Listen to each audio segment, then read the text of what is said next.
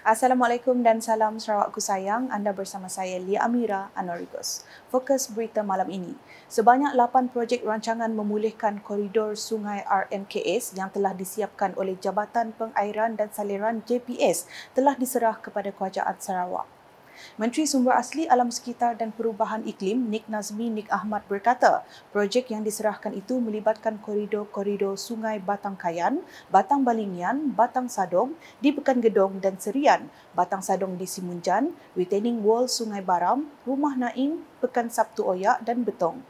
Menurutnya, kesemua projek tersebut melibatkan peruntukan bernilai 63 juta ringgit.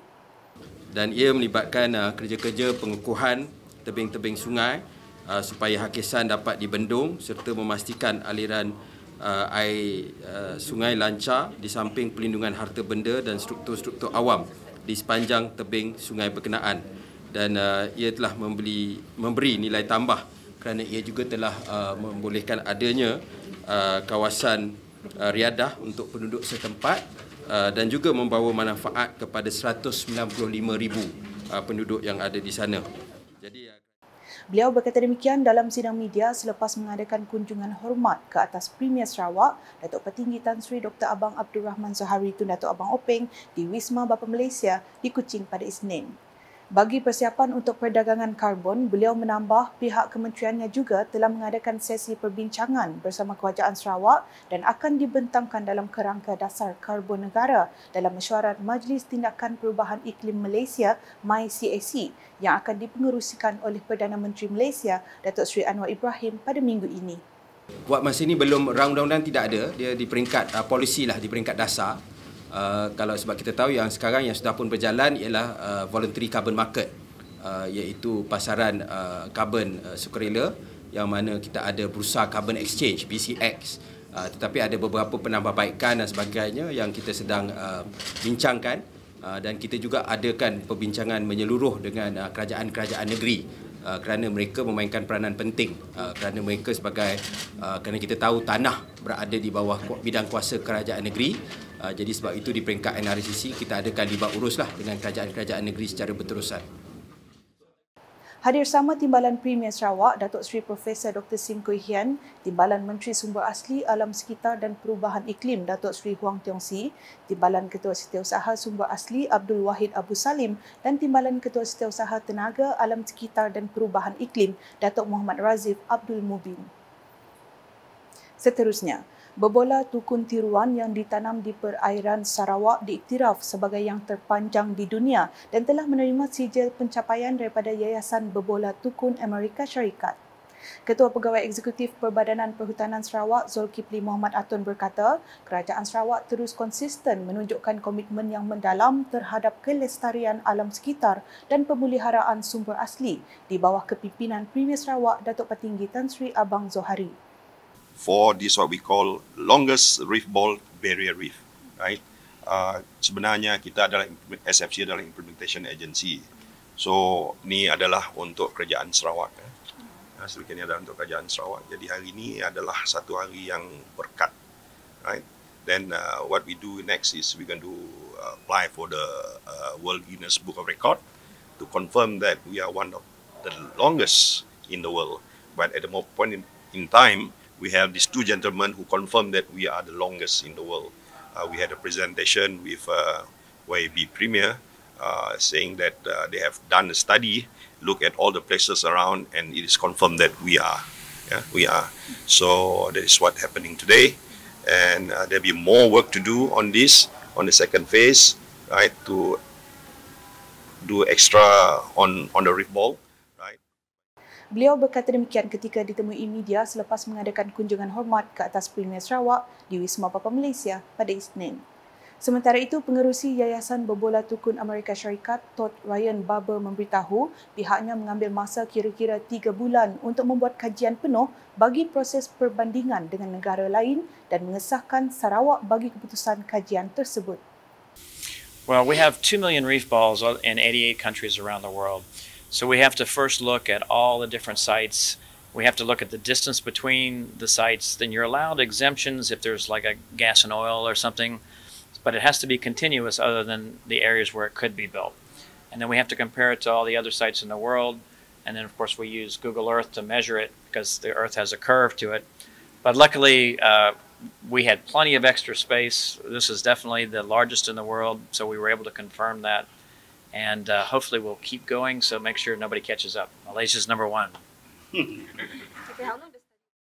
Turut hadir Timbalan Ketua Pegawai Eksekutif SFC Abang Arabi Abang Imran, Ketua Bahagian Penyelidikan dan Pemuliharaan Fauna Marin SFC James Bali, Ketua Pegawai Eksekutif Pembinaan Berbola Tukun Sarawak Sdn Bhd Wilson Mapus dan Presiden Reef Innovations Ing Larry D. Bex. Beralih dengan laporan di Limbang.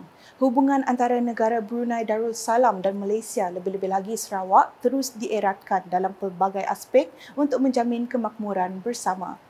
Timbalan Premier Sarawak Dato' Amar Awang Tengah Ali Hassan memberitahu kedua-dua pihak mempunyai hubungan yang kukuh sama ada antara kerajaan, rakyat mahupun hubungan perniagaan. Menurutnya, rombongan Malaysia ke Brunei yang diketuai oleh Perdana Menteri Datuk Seri Anwar Ibrahim baru-baru ini telah membincangkan beberapa perkara untuk meningkatkan kerjasama termasuk dari segi rangkaian jalan raya melalui negara tersebut. Kita merancang untuk melaksanakan Northern Coastal Highway melalui negara Brunei Darussalam yang akan menghubungkan Limbang dan Lawas dan terusnya ke negeri Sabah. Dalam pelaksanaan sekarang, Sarawak Link Road yang bermula daripada Lawas dan ini akan diintegrate dengan the Northern Coastal Highway dan terus ke Miri.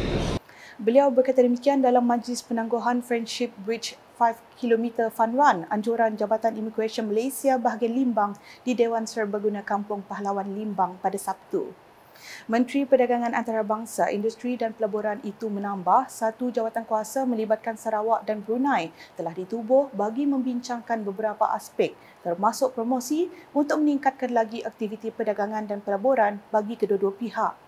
Jelasnya lanjut pembangunan sektor pertanian, penternakan dan perikanan juga ditekankan dalam menerokai keselamatan makanan serta pengeluaran makanan halal yang mempunyai permintaan tinggi.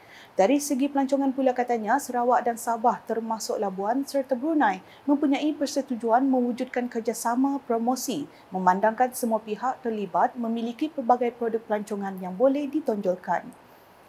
Dalam perkembangan lain, Dato' Amar Awang Tengah Ali Hassan berkata penglibatan golongan wanita dalam pembangunan negara khususnya di Sarawak terus meningkat.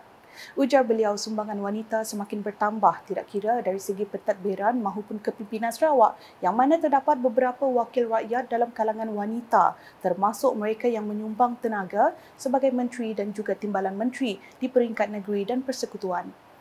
Kebolehan wanita itu sudah jauh meningkat. Dalam pentadbiran kita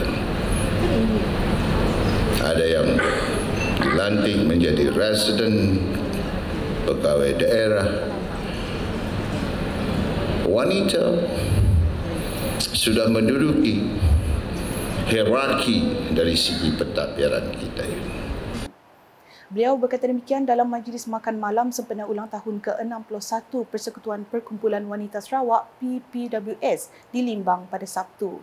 Ahli Dewan Undangan Negeri Adun Bukit Sari itu menambah peningkatan penglibatan wanita dalam hierarki tertinggi turut terselah dalam beberapa bidang lain termasuk pendidikan, kesihatan, keselamatan dan ekonomi. Sementara itu, Dato' Amar Awang Tengah menambah pelbagai program telah diilhamkan oleh organisasi seperti Amanah Ikhtiar Malaysia, AIM dan Tekun yang berjaya melahirkan pengusaha dari kalangan wanita. Di Tatau, Menteri di Jabatan Premier Sarawak, Datuk John Siki Tayai menggesa generasi muda peka terhadap peluang yang disedia oleh Kerajaan Sarawak agar dapat menjadi aset jentera penggerak utama pembangunan negeri ini. Katanya generasi muda Sarawak mempunyai peluang untuk mengisi kekosongan kerjaya yang bakal disediakan di negeri ini. Pastikan generasi muda akan mengisi kekosongan berkenaan yang akan menjamin kejayaan untuk mereka. Kita tidak mahu orang luar yang mengisi kekosongan berkenaan manakala anak-anak tempatan hanya menjadi penonton saja. Berucap semasa Expo Pendidikan Sarawak Daerah Tatau pada Sabtu, beliau menambah pelajar yang mempunyai pendidikan sempurna mampu mendapat kerjaya yang baik sekaligus mampu meningkatkan pendapatan keluarga. Pada majlis sama turut diadakan ceramah berkaitan penyalahgunaan dadah dalam institusi pendidikan dari Ibu Pejabat Polis Daerah IPD Tatau selain sesi perkongsian oleh pensyarah Universiti Malaysia Sarawak UNIMAS Dr. Daniel Ugeh Ichoh yang juga merupakan alumni SMK Tatau. Manakala di Bintulu, peranan dan tanggungjawab Persatuan Ibu Bapa dan Guru PIBG memberi kesan kepada kemajuan dan pencapaian sekolah untuk mencetus hala tuju dan matlamat ke arah kecemerlangan pendidikan. Menurut Timbalan Menteri Infrastruktur dan Pembangunan Pelabuhan Sarawak, Datuk Majang Renggi, peranan PIBG adalah untuk sentiasa memantau prestasi sekolah dan disiplin pelajar di luar. Sebab jikanya di dalam kawasan sekolah adalah tanggungjawab guru-guru. Dan apabila para pelajar keluar dari kawasan sekolah, sudah tentu ianya adalah tanggungjawab ibu bapa dan masyarakat setempat. Dan di sinilah peranan PIBG, peranan ibu bapa penting untuk kita memantau anak-anak kita di luar sana dan dikongsikan tingkah laku mereka supaya dapat kita membantu sekolah untuk kecemerlangan, untuk anak-anak kita supaya anak-anak kita mempunyai disiplin yang tinggi. Bercakap dalam majlis prapelancaran logo sekolah SK Sri Simalajau Bintulu pada Sabtu, beliau turut menekankan peranan PIBG dalam mencari dana dan menambah kewangan supaya dapat melakukan perbaharuan dan mengisi kekurangan yang ada di sekolah. Pada majlis sama, beliau telah memberi sumbangan sebanyak RM20,000 kepada tabung sekolah Sri Simalajau. Selain itu, Datuk Majang turut menyampaikan hadiah pertandingan mencipta logo sekolah kepada pemenang-pemenang dan menandatangani plat logo sekolah yang baharu. Sekian edisi malam bersama saya Lia Amira. Berita lebih lanjut boleh didapati di semua platform media sosial UKAS termasuk portal ukas.sarawak.gov.my dan UKAS Channel di YouTube. Video mengenai visi Premier Sarawak 2030 berhubung strategi pembangunan pasca COVID-19 PCDS 2030 mengakhiri buletin malam ini. #menyebarfakta. Salam UKAS. Visi Premier 2030. Strategi Pembangunan Pasca COVID-19 PCDS 2030. Dengan mandat penuh rakyat Sarawak untuk 5 tahun yang akan datang, kerajaan negeri yakin memenuhi komitmen untuk melaksanakan inisiatif-inisiatif pembangunan yang sedang dirangka dan sedang dilaksanakan. Lebih banyak kemajuan dan manfaat dari kemakmuran untuk kesejahteraan rakyat Sarawak akan direalisasikan. Kerajaan negeri akan sedaya upaya mencapai inisiatif-inisiatif pembangunan yang sedang dilaksanakan dan yang telah dirancang di bawah Strategi Pembangunan Pasca COVID-19 PCDS 2030 yang dilancarkan pada 22 Julai 2021. Menjelang 2030, Sarawak akan menjadi negeri maju yang dipacu data dan inovasi di mana semua rakyatnya menikmati kemakmuran ekonomi, keterangkuman sosial dan kelestarian alam sekitar. Untuk mencapai aspirasi ini, terdapat 7 teras strategik. Mentransformasikan Sarawak ke arah ekonomi yang berdaya saing dengan meningkatkan tahap produktiviti, membangunkan lebih banyak aktiviti hiliran bernilai tinggi, meningkatkan kemudahan menjalankan perniagaan dan menjadikan Sarawak destinasi pelaburan pilihan, menumpukan perbelanjaan di kawasan yang paling menghasilkan impak ekonomi, sosial dan alam sekitar, mengoptimumkan penggunaan aset dan peruntukan kerajaan serta membangunkan modal insan untuk menyokong pembangunan sosioekonomi, mempercepat adaptasi digital dan penggunaan data untuk menjana pendapatan, memacu manfaat ekonomi dan sosial untuk semua rakyat Sarawak dengan memberi tumpuan kepada golongan miskin, menyeimbangkan kemajuan ekonomi dan kelestarian alam sekitar. Pelan transformasi ini akan menggariskan 6 sektor utama sebagai pemacu pertumbuhan iaitu pembuatan, pertanian, pelancongan, perhutanan, pelombongan, perkhidmatan.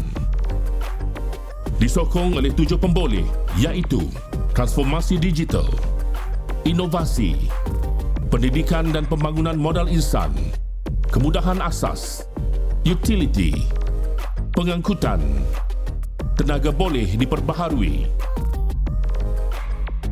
Aspirasi Sarawak ke arah negeri maju dan berpendapatan tinggi akan dilaksanakan di bawah RMK 12 2021 hingga 2025 dan RMK 13 2026 hingga 2030. Di bawah RMK 12, fokus utama ialah untuk melengkapkan projek kemudahan asas sebagai platform untuk mendorong pembangunan ekonomi.